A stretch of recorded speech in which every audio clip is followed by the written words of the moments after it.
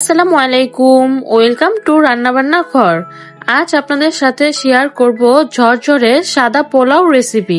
আশা করছি আমার ভিডিওটি আপনাদের কাছে অনেক ভালো লাগবে। ভালো লাগলে অবশ্যই একটি সাবস্ক্রাইব করবেন আর পাশে থাকা বেল আইকন বাটনটি অন করে দিবেন। তাহলে চলুন দেখে নিই কিভাবে এই ঝরঝরে পোলাওটা রান্না করব।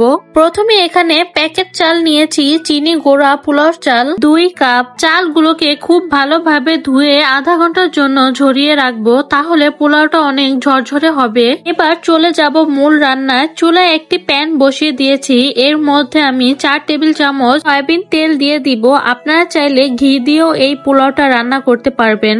এবার তেলের মধ্যে আস্ত মশলাগুলো দিয়ে দিব। দিয়ে দিচ্ছি তেজপাতা, দারুচিনি, এলাচ, লং। তো আমি আজকে কম পোলাও রান্না করব, এজন্য কম মশলা দিয়েছি। মশলা থেকে যখন হালকা একটি ফ্লেভার বের হবে তখন এখানে দিয়ে দিব হাফ কাপের মতো পেঁয়াজ কুচি। পেঁয়াজটা দিয়ে হালকা একটু ভেজে নিতে হবে, বেশি কালার করা যাবে না, তাহলে পোলাওর কালারটা লাল হয়ে যাবে।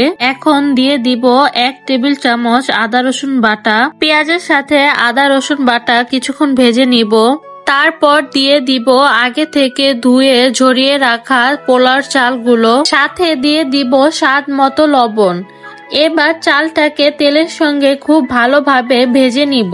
আর চালটা খুব ভালোভাবে ভেজে নিলে পোলাওটা অনেক ঝরঝরে হয়। যখন চালটা ভালোভাবে ভেজে নেওয়া হয়ে যাবে তখন এখানে দিয়ে দিব পানি। আমি এখানে ফুটন্ত গরম পানিটা ব্যবহার করছি, আপনারা চাইলে নরমাল তাপমাত্রার পানিটাও ব্যবহার করতে পারবেন। আর আজকে যেহেতু আমি 2 কাপ চাল নিয়েছি, এর জন্য আমি 3 কাপ পরিমাণ পানি দিচ্ছি আর 1 কাপ দুধ দিয়ে দিব।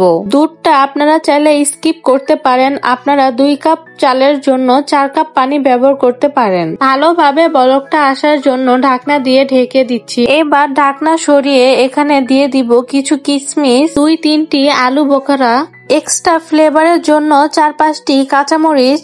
আর কাঁচামরিচ দেওয়ার সময় আমি নিচের অংশগুলো একটু ফাটিয়ে দিয়েছি যেন এটার ফ্লেভারটা বের হয়। এবার খুব ভালোভাবে সবকিছু একসাথে মিশিয়ে নিব। আর এই পর্যায়ে আপনারা এই পোলাও এসেন্সটা দিতে পারেন। এটা যদি না থাকে হাতের কাছে, কেওড়া জলটাও ব্যবহার করতে পারেন, তাহলে পোলাও থেকে অনেক সুন্দর একটি ঘ্রাণ বের হবে। এবার সবকিছু একটু নেড়ে চেড়ে ঢাকনা দিয়ে রান্না করে নিব। আর ঢাকনার ছিদ্রটাকে একটু বন্ধ করে দিয়েছি টিস্যু দিয়ে। আপনারা যদি এই রেসিপিটি সেম ভাবে ফলো করে রান্না করেন তাহলে মনে হবে না যে এটা বাসায় রান্না করা, মনে হবে যে বাবুচিদের হাতে রান্না করা পোলাও। এবার এইভাবেই পোলাও গুলো আমি দমে রেখে দিব 10 মিনিটের মতো। ফিরে আসছি 10 মিনিট পর। আর দেখতে পাচ্ছেন আমার পোলাওটা কত সুন্দরভাবে হয়েছে আর কতটা ঝরঝরে হয়েছে। আপনাদেরকে আমি নেড়ে চেড়ে দেখিয়ে দিচ্ছি কতটুকু ঝরঝরে হয়েছে।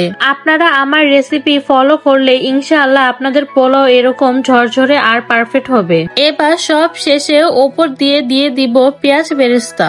এই তো হয়ে গেল খুবই সহজ ভাবে ঝরঝরে পারফেক্ট পোলাও রেসিপি। আমার আজকের এই রেসিপিটি আপনাদের কাছে কেমন লেগেছে তা লাইক, কমেন্ট, শেয়ারের মাধ্যমে জানাবেন। এবং এরকম আরো নতুন নতুন ভিডিও পেতে আমার চ্যানেলটাকে অবশ্যই সাবস্ক্রাইব করবেন। পাশে থাকা বেল আইকন বাটনটি অন করে দিবেন। আবারও কোনো নতুন ভিডিও নিয়ে চলে আসবো, সেই পর্যন্ত ভালো থাকবেন। আল্লাহ হাফেজ।